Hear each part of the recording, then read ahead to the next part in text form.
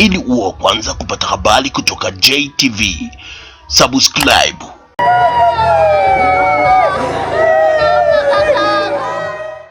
Hili lililozushwa kwake limetuumiza wengi sana na limetengeneza taharuki ambayo bado haifahamiki chanzo chake kipo sehemu gani.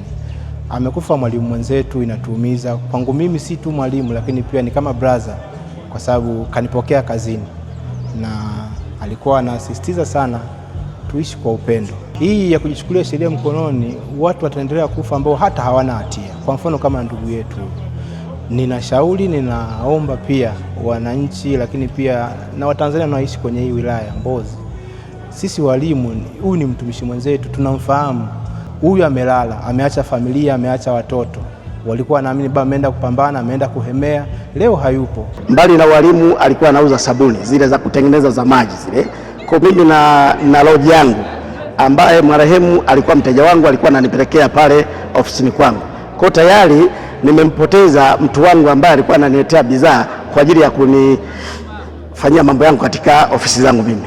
Kwanza nilipokea kwa masikitiko makubwa, kwa sababu jamaa mwenyewe anayemzungumzia mimi namfahamu. Hana tabia za namna hiyo, na hata ukimwona yeye mwenyewe binafsi ni kijana mpole, alikuwa hawezi kununa. Alafu kwamba ni mgomvi kwa watu wengine, hiyo tabia halikuwa hana toka nimeanza kumfahamu mimi. Kwa hiyo hili jambo limesikitisha sana sana kumpoteza huyo bwana. Marehemu kwa kweli nilikuwa namfahamu vizuri, kwa sababu ni jirani yangu na tupo balozi moja, tumeishi naye vizuri. Alikuwa hana makuu na mtu yoyote, alikuwa ni mjasiriamali. Pindi shule itakapofunga alikuwa akituuzia sabuni za maji, sabuni za vipande. Hata hili jambo lilivyotokea, kwa kweli kila mtu ambaki anasikitika. Hatukupenda kitendo kilichotokea hiki. Na sisi katika kada ya elimu tumepungukiwa na mtu ambaye alikuwa na uwezo, mtengenezaji wa zana za darasa la awali. Alikuwa ni bingwa katika kada yetu ya walimu.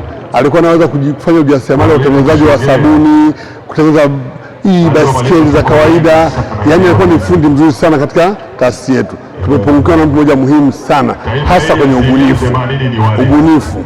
Kwa kweli inatuuma sana jambo hili, limetuumiza mno. Ndugu zangu wa Tanzania, tusipotoke, tupendane, tumshike Mungu, na hasa kwa wakati huu. Tumepoteza wapendwa wetu wengi kwa upotoshi ambao wala hauna ukweli ndani yake. Basi tungeambiwa kwamba wanaokwenda huko kweli wanakuta kitu hamna, lakini mbona wanaokuta wako salama? Ni upendo tu uliotoweka. Watanzania wenzangu, popote pale ambapo mnanisikia, hem, turejeshe upendo na tutii mamlaka, tuende na ambavyo mamlaka zinatuagiza. Mtazamaji wa J Online TV, ili uwe kwanza kupata habari kutoka JTV, subscribe kisha like, halafu bonyeza kengele hapo chini ili uwe wa kwanza kupata taarifa pindi habari mpya inapokuwa imewadia.